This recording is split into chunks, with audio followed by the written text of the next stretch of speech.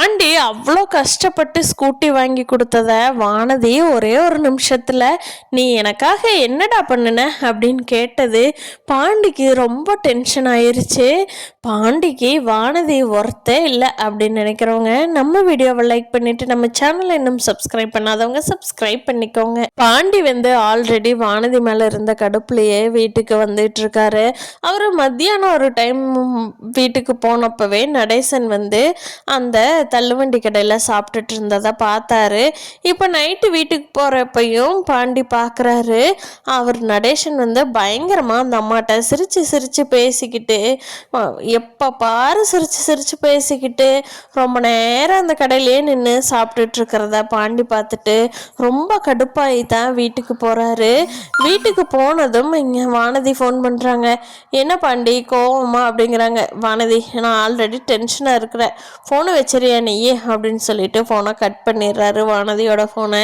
வானதி சொல்கிறாங்க, இவன் நம்மளுக்கு ஸ்கூட்டியே வாங்கி கொடுக்க மாட்டானா, ஆனால் நம்மளோ கஷ்டப்பட்டு வாங்கின ஸ்கூட்டிக்கும் கோவம் வருது. ஆனால் ஒன்று டாக்டர்னு இழுக்கலைன்னா இவனுக்கு தூக்கமே வராது. நம்மளுக்கு ஸ்கூட்டி வாங்கியிருந்தான்னா அதை நேரம் வச்சிருக்கணும் தானே, இவனுக்கு வாங்கிட்டு என்னவோ போய் பேசிகிட்டு இருக்கிறான். சே இவனை போய் நம்ம லவ் பண்ணுமே அப்படின்னு சொல்லி வானதி அங்கே மனசுக்குள்ளே புலம்பிக்கிட்டு இருக்காங்க. அப்போ நடேசன் காற்று வாங்க போனேன் ஒரு கவிதை வாங்கி வந்தேன் அப்படின்னு சொல்லி பாட்டு பாடிக்கிட்டே வீட்டுக்குள்ளே வர்றாரு.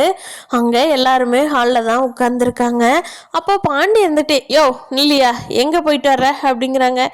ஏண்டா நான் வண்டி வாடகைக்கு போயிட்டு வர்றேன் அப்படிங்கிறாங்க. சரி சாப்பிட்லாமா அப்படிங்கிறாங்க. நல்லா சாப்பிட்டு வந்துட்டேன்ப்பா, எனக்கு சோறு வேண்டாம், நீங்களாம் சாப்பிடுங்க. நல்லா வெளியில் அவ்வளவு டேஸ்ட் இட்லி தோசை சாப்பிட்டு வந்தேன் தெரியுமா உனக்கு அப்படிங்கிறாங்க.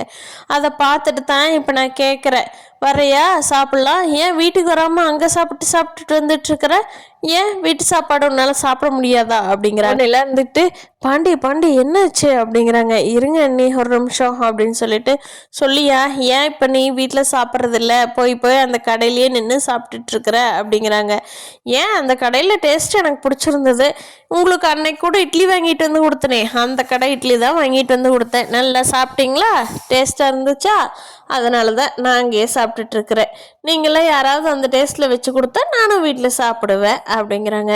யோ நீ போய் பேசாதியா, அந்த கடையில் சாப்பிட்றியா, அங்கே இருக்கிற அந்த அம்மா கிட்ட கடலை போட்டுக்கிறதுக்காக சாப்பிட போறியா, இங்கே உன்னோட ஒரு பெரிய பையனுக்கு கல்யாணமே பெரிய பிரச்சனையாக போராட்டமாக போயிட்டுருக்குது, அந்த கவலையெல்லாம் உனக்கு இல்லை, நீ போய் அந்த அம்மா கூட கடலை போட்டுட்டு சாப்பிட்டுட்டு இருக்கிற, உன்னை என்ன பண்ணுறதுன்னு அப்படியே கையை ஓங்கிட்டு போகிறாரு பாண்டி. அப்போ வீட்டில் இருக்கிற எல்லாருமே பாண்டி அமைதியாருடா அப்படின்னு சொல்லிட்டு தடுத்துடுறாங்க. பாண்டி எப்பவுமே உண்மையாகத்தான் போவார். ஆனால் நடேசன் ஏகத்தாளமாக பதில் சொல்லவும் பாண்டிக்கே கோபம் வந்துருச்சு. அப்போ நடேசன் சொல்கிறாங்க, ஏன் நான் அந்த கடையிலையும் சாப்பிடுவேன், அதுக்கு அடுத்த கடையிலையும் சாப்பிடுவேன், இன்னும் 4 தெரு தள்ளி போய் கூட சாப்பிடுவேன், உங்களுக்கு என்னடா வந்துச்சு, உங்களுக்கு வேணும்னு சொல்லுங்க வாங்கிட்டு வந்து தர்றேன், அதை விட்டு போட்டு சோறு வேணுங்கிறதுக்காக இப்படி சண்டைக்கெல்லாம் வராதிங்க சில்லி பாய்ஸ் அப்படின்னு சொல்லிட்டு அவர் பாண்டியோட சீரியஸ்னஸ் புரியாமையே இல்லை அது புரிஞ்சுக்கிட்டதை வெளிக்காட்டிக்காமையே அவர் வெளியே ஓடி போயிடுறாரு. அப்போது பாண்டி சொல்கிறாங்க, அண்ணி அங்கே என்ன ஆச்சு தெரியுங்களா, அங்கே ஒரு லேடி இருக்காங்க, அந்த லேடிகிட்டேயே போய் என்ன ஆரம்பாரு சிரிச்சு பேசிகிட்டே இருக்காரு, இவ்வளோ நாள் 3 நேரம் எங்கேயாவது கடையில் சாப்பிட்ருக்காரா, இப்போ சமீபத்தில் எல்லாமே அந்த கடையிலேயே தான் அங்கேயே சாப்பிட்டுக்கிட்டு அங்கேயே உட்காந்துருக்காரு, இவர் எந்த வண்டிக்கு வாடகைக்கு போகிறேன்னு வீட்டில் போய் சொல்லிட்டு போயிடுறாரு, ஆனால் வாடகைக்கும் போகிறதில்ல ஒன்றும் போகிறதில்ல, கொண்டே அங்கே டெம்போ நிறுத்தி வச்சுக்கிட்டு அங்கேயே தான் தின்னுட்டு சிரிச்சு பேசிகிட்டு இருக்கிறாரு.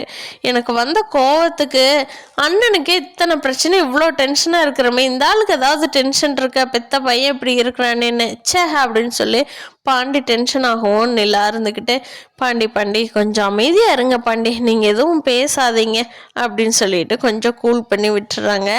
அப்போ சேரன் இருந்துக்கிட்டு டேய் அவரை பற்றி தான் உனக்கு தெரிஞ்சதாச்சே, நீ ஏன் அவரை பார்த்து இவ்வளோ டென்ஷன் ஆகிட்டு இருக்கிற அப்படிங்கிறாங்க. இல்லைண்ணே அவர் பண்ணுற வேலைக்கு அப்படிங்கிறாங்க. சரிடா அமைதியாருடா, அவரோடது தான் எனக்கு என்னைக்கு தெரியுமே அப்படின்னு சொல்லிட்டு பாண்டியை எல்லாருமே எப்படி எப்படி சொன்னால் கூலாவாங்களோ அந்த மாதிரி பாண்டிக்கு சொல்லிட்டு இருக்காங்க. ஆனால் அந்த வீட்டில் இருக்கிற பல்லவன் மட்டும், அண்ணே நீ ஓங்கி 4 போடு போட்டிருக்கிறன்னு, என்னால் தான் போட முடியல, நீ கையோங்கிறப்போ உண்மையிலேயே நான் சந்தோஷப்பட்டேன் தெரியுமா, ஒரு அடி வச்சிருக்கணும்னு. அந்த ஆள் பயங்கரமாக வெளியிலேயே சுற்றிக்கிட்டு இருக்குது, பசங்களுக்கு அட்வைஸ் பண்ண போகிற ஆள் அந்த ஆளுக்கு அட்வைஸ் பண்ணுறதுக்கு பசங்க வேணும் போல் அப்படி சுற்றிட்டு இருக்குதுன்னு அந்த ஆள் அப்படின்னு சொல்லி பல்லவன் சொல்கிறான். அதுக்கு நிலா இருந்துக்கிட்டு, பல்லவா நீ அமைதியாக இருக்கிறியா அப்படிங்கிறாங்க. சரிங்க நீ அப்படின்னு சொல்லிட்டு பல்லவன் அமைதியாயிடுறான். நிலாவும் சோழனும் எடுத்துகிட்டு வந்த ட்ரெஸ்ஸு எல்லாத்துக்கிட்டையுமே வீட்டில் இருக்கிறவங்ககிட்ட எல்லாம் காட்டுறப்போ எல்லாத்துக்குமே அதை பார்த்துட்டு பயங்கர குஷி ஆயிடுச்சு. அண்ணே என்னன்னு எல்லாத்துக்குமே நார்த் இந்தியன் ட்ரெஸ்ஸாக எடுத்துகிட்டு வந்திருக்கிற, பட்டி கலப்புறிய என்ன அப்படின்னு சொல்லி பல்லவன் சொல்கிற சோழன்ட்ட. ஆமாண்டா நம்ம அவங்க ஊருக்கு போகிறோம், அப்போ அவங்க ஊர் காஸ்டியூம் தானே நம்ம வசலுக்கு நல்லா இருக்கு பார்க்குறக்கு, நம்ம மட்டும் வேறு காஸ்டியூமில் போனோம்னா நம்ம வித்தியாசமாக தெரியும்ல, அவங்களுக்கும் ஆல்ரெடி அன்கம்ஃபர்டபுளாக இருக்காங்க, அதனால நம்ம அந்த மேக்கப்பை பண்ணிக்கிட்டு போனோம்னா அவங்களுக்கும் கொஞ்சம் சொந்தக்காரங்களுக்கு முன்னாடி ரொம்ப வித்தியாசமாகவும் தெரியாது, நம்மளும் அவங்க கூட ஒன்றிணைஞ்சு போயிட்டோம் அப்படிங்கிற மாதிரி அவங்களுக்கு ஒரு ஃபீல் ஆயிரும்ல அப்படின்னு சொல்லிட்டு சோழன் வந்து தான் எடுத்துகிட்டு வந்த ட்ரெஸ் எல்லாம் ஒருத்தருக்கு அவங்கவுங்க ட்ரெஸ்ஸாக கொடுக்குறப்போ எல்லாருமே வாங்கிக்கிறாங்க. அப்போது நடேசன் இருந்துக்கிட்டு, டேய் எனக்கெல்லாம் வேட்டி சட்டை தாண்டா வேணும், சும்மா உம்பாட்டுக்கு அதை எதையும் தூக்கிட்டு வந்துடாத கோமலியாட்ட அப்படிங்கிறாங்க. இல்லை வந்துட்டு அங்கிள் என்ன அங்கிள் உங்களுக்கு மட்டும் நம்ம எல்லாருமே நார்த் இந்தியன் ட்ரெஸ் தான் அப்படின்னு, நீங்களும் இந்த குடும்பம் தானே, சும்மா நான் வேறு ட்ரெஸ் போட்டுக்கிறேன்னா என்ன அர்த்தம், நீங்கள் இந்த குடும்பம் தானே அப்படிங்க. இந்த குடும்பம் தாம்மா அப்படிங்கிற, பின்ன என்ன அங்கிள் நீங்கள் அமைதி இருந்தால் வாங்கி வச்சுக்கோங்க, அண்ணனோட நிச்சயத்துக்கு இதைத்தான் போடணும் அப்படின்னு சொல்லி நிலா சொல்லி கொடுத்ததுனால நடேசன் வேற எதுவும் பேசாமல் அமைதியாக வாங்கிக்கிறாரு. எல்லா சேரன் அண்ணா கிட்ட கேட்குறாங்க, அண்ணா சந்தா கூட பேசிட்டு தானே இருக்கீங்க அப்படிங்கிறாங்க. ஆமாம் பண்ணிலா, அதெல்லாம் சந்தா கூட பேசிக்கிட்டு தான் இருக்கேன், சந்தா வந்து நம்ம கல்யாணம் இனி நிற்காது, எனக்கு இப்போ தான் ஒரு தைரியமே வந்திருக்குது அப்படின்னு சொல்லி கொஞ்சம் இப்போ தான்ப்பா சந்தோஷப்படுது அப்படின்னு சொல்லி சேரன் அண்ணா சொல்லவும் நிலாவுக்கு, பரவாயில்லண்ணே நீங்கள் என்ன இருந்தாலும் சந்தா கூப்பிட்றதுக்கு மறந்தா கூட நீங்கள் அப்பப்போ கூப்பிட்டு ஞாபகப்படுத்திடுங்கண்ணே, அப்போ தான் அவங்க வீட்டில் வேறு எதுவும் நம்ம யோசிக்கிறதுக்கு முன்னாடியே நம்ம வந்து எதுவாக இருந்தாலும் ரெடி பண்ண முடியும் அப்படின்னு சொல்கிறாங்க. சரிம்மா அப்படின்னு சொல்லி சேரன் வந்து சந்தாட்ட என்னென்ன சொல்லணுமோ எல்லாமே முன்னாடியே சொல்லி வைக்கிறாங்க.